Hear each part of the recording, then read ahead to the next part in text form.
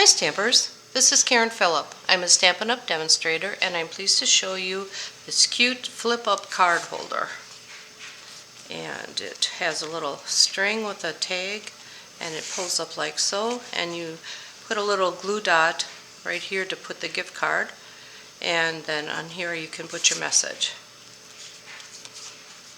Here is the sample card for class, and again it works the same way. You just pull it down and it flips up cutely. This is a case from Susan Campfeld, another Stampin' Up Demonstrator, and thank you for the instructions. So let's get started. You will need a piece of 5.5 by 4 1/4. I'm using Pool Party, and it's just one piece of cardstock. And then in Pool Party, 2 3/4 by 3 3/4, 2.5 by 3.5, and the mechanism is 2 by 6, scored at 2 inches and 2.5. Okay, so the first thing we need to do is cut our rectangle opening. And what I did is I created a template, and this is the 3 3/4 by 5, I believe. No, 3 1/4 by 4 3/4. That's what this one is. Okay, so I'm using the rectangular stitched framelits, the smallest one right in this part of the package. I measured it and just marked the center of the long way. The short way is easier to figure out. So then I measured in half, drew a line, measured in half the long way, drew a line, and then I was able to center the die so that all of them would be the same, because I did multiple ones for class. And run this through the machine. And then when you have your final copy, then you put it on top, put your die on the center of your hole, and then when you put it through the machine, just put it on a slight angle, otherwise it'll pop. So that's how I got my square in there, and that they all ended up even. Okay, I'm just going to set this in there so I don't lose it. Okay, so now we will take our 2 by 6 piece, fold it on the score lines, and we will create a little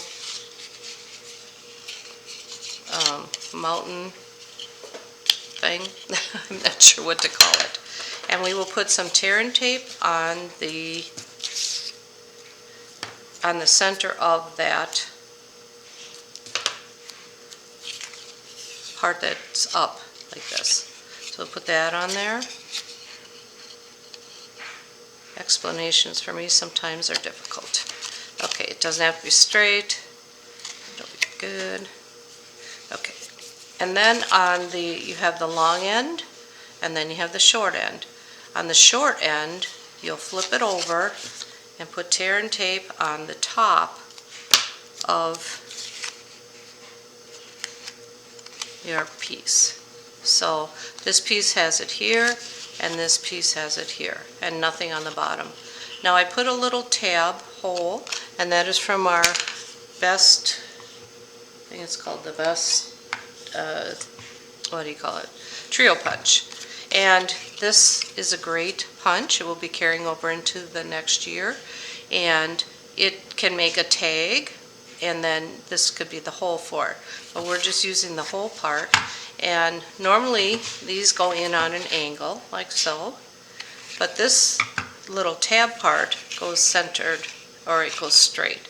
So we'll put it in there. When you push it down, you want to push in the center of it, not in the front of it. So you'll push it down and you'll get your little hole. And it works really nice for ribbons.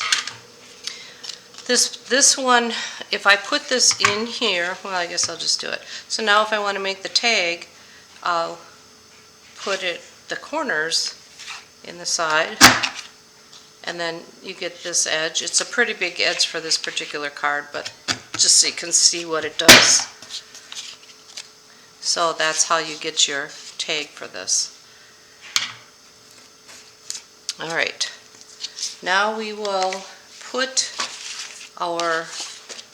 we have a white piece that goes on here as well, just as a border, and we'll put that on.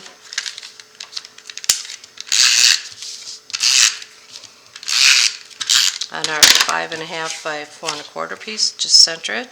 This is 3 3/4 by 5. And now we have this is from the Storybook Gnomes paper, but unfortunately it is sold out.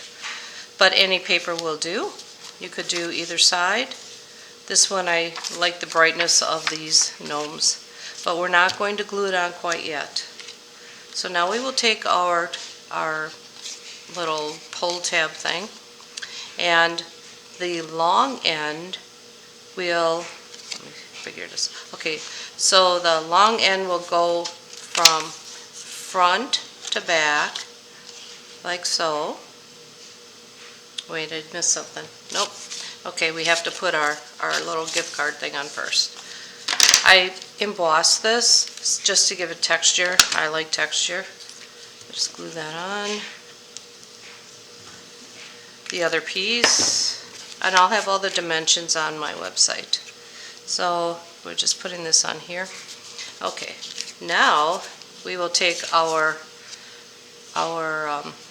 tab, and we're tearing off the tear and tape release liner off of the side that has the ridge, or this side, and we will fold it down toward the long part.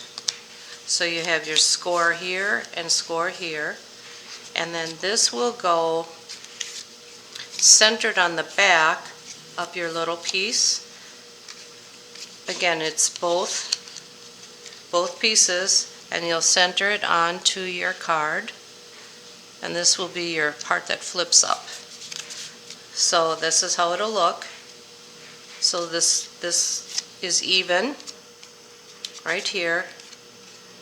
This part can move, but this is secure. And then this is where your other tear and tape is. Now we can take our slot that this goes in, this side up.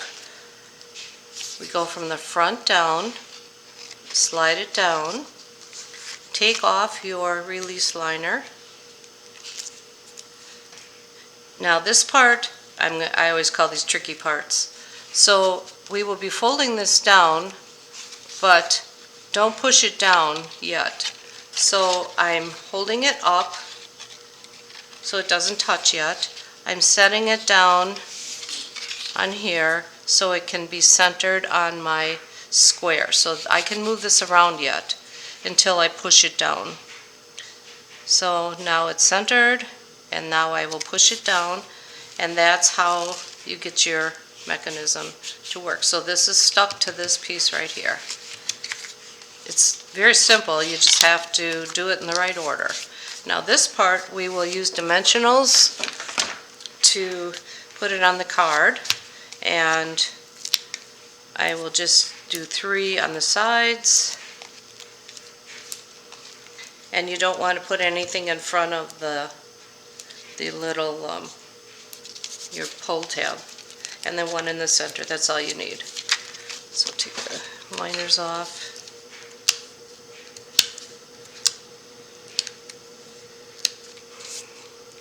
And these are found all over the house, but also on Stampin' Up. Okay. Now this gets centered onto our white piece, like so. Okay.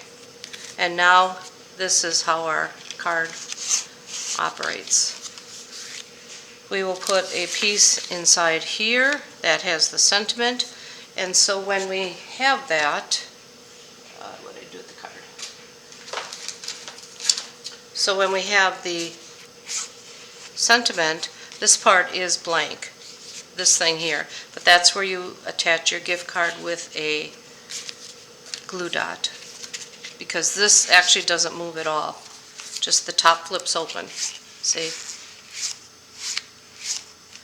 And then we will take our ribbon and put that on the bottom, and I found with this, normally you'll put both ends in at the same time and then tie kind of a knot. This one worked really well, just putting it through and just tying these two ends together in either a knot or a single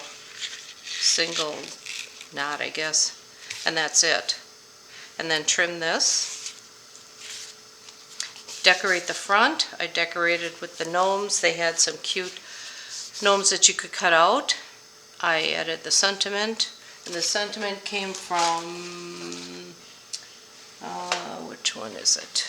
This Handmade Wishes. I used the For You. I cut it out and separated it out. And then the inside had the Merry Christmas, so here's the Merry and here's the Christmas. And I added some gems, and these are retiring. They're called Fine Sparkle Gems, and if they're not sold out yet, they are on sale for $3. So basically that's the card. Thank you for watching, and have a great day.